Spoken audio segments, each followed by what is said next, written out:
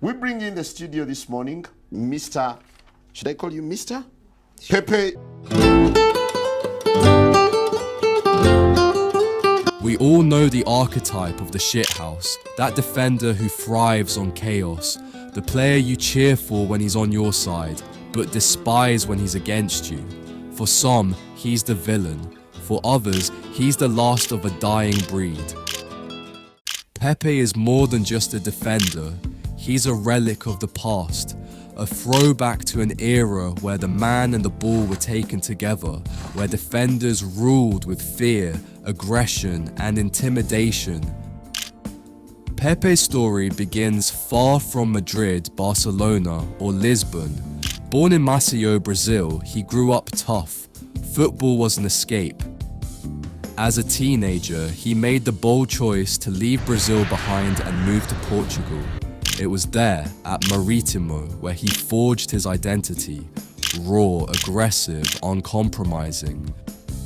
From the very start, Pepe wasn't the most elegant, he wasn't the fastest, but what he had was grit, a will to fight for every ball, no matter the cost.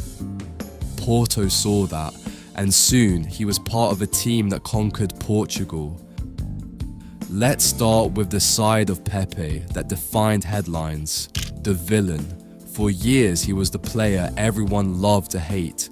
Strikers hated facing him, not just because he was strong and aggressive, but because he was unpredictable. Would he win the ball cleanly, or would he leave you on the ground wondering what just hit you? That edge, that intimidation was his weapon. Every team needs a villain, and for a decade, Pepe wore that mask better than anyone else. And at Real Madrid, he had the perfect partner in crime, Sergio Ramos. Together, they were football's nightmare pairing. Two defenders who thrived on edge and lived in controversy. Ramos, the king of the last-minute red card. Pepe, the enforcer who made no apologies. For opponents, it was like facing a storm, unpredictable, merciless, and relentless. When Real Madrid signed Pepe in 2007, few outside Portugal really knew his name. They would soon. Madrid wanted steel in their backline. What they got was a storm. Pepe's intensity didn't just toe the line, it often crossed it. The defining moment came in 2009 against Getafe. A penalty conceded, frustration boiling over. Pepe snapped, kicking Javier Casquero twice as he lay on the ground. It was shocking, brutal, and it earned him a 10-game suspension. From that day, Pepe's reputation was sealed. To many, he was a thug, a villain in white. Headlines painted him as football's madman. Every foul, every card, every outburst became part of the story. But here's the truth. Pepe's fury wasn't random. It was calculated chaos. It was intimidation. Strikers never knew what version of Pepe they'd get. And that doubt, that fear, was his greatest weapon. You sound as though you're feeling the pressure. I'm not feeling the pressure, no. You cannot put pressure on me, no chance. How's man talk about pressure? I don't feel pressure. Send a text on the chat line, give out some testers, then back to my leisure. The arrival of Jose Mourinho in 2010 took Pepe's career into a new dimension. Mourinho thrived on creating an us versus the world mentality. Pepe embodied that perfectly. In the infamous Clásicos between 2010 and 2012, Pepe became Madrid's enforcer, sometimes a midfielder, sometimes a defender, always a disruptor. His job was simple: break Barcelona's rhythm by any means necessary. To some, he was a disgrace, the embodiment of anti-football.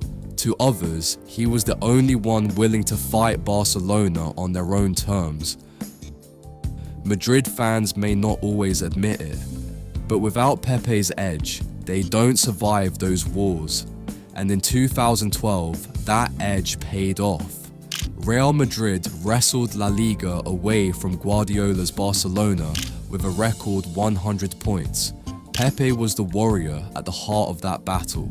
The clásicos of the Mourinho era were chaos, brawls, red cards, touchline arguments, and Pepe was always at the center. In 2011, during the Spanish Supercopa, he lunged two-footed into Dani Alves, sparking outrage.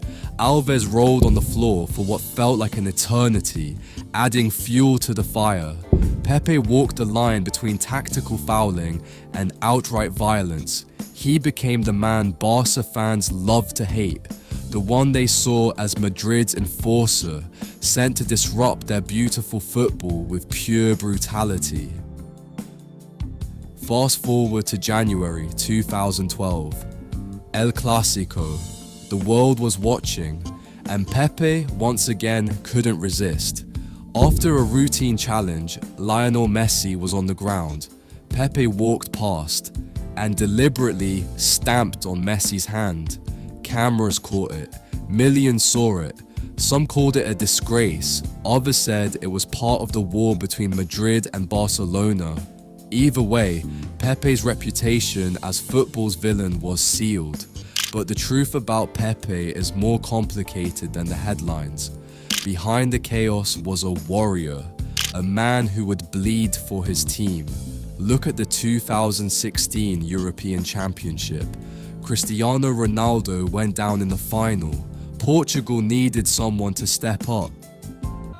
Nobody has to be a hero.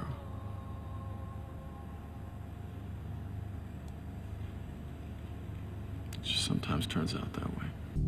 Pepe delivered one of the greatest defensive performances in tournament history. He threw his body in front of every shot, blocked every cross, and dragged his team to victory.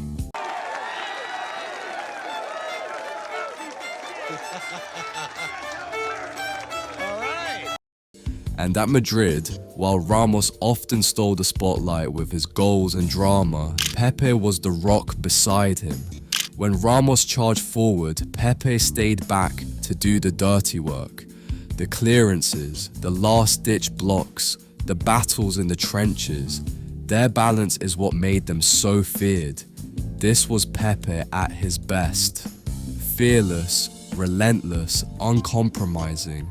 By the time Pepe left Spain, he had collected 10 red cards in La Liga. That number doesn't even tell the full story, because for every sending off, there were dozens of reckless challenges, cynical fouls, and moments of pure madness. Against Athletic Bilbao, against Sevilla, against Villarreal, Pepe's tackles always came with a risk. You hated playing against him. He was relentless, but that's why he was great. That's Pepe's legacy. He may have been hated, he may have been feared, but he was always unforgettable. And in today's football, where defenders are polished, careful, measured, Pepe was raw, untamed, real, the last of a dying breed.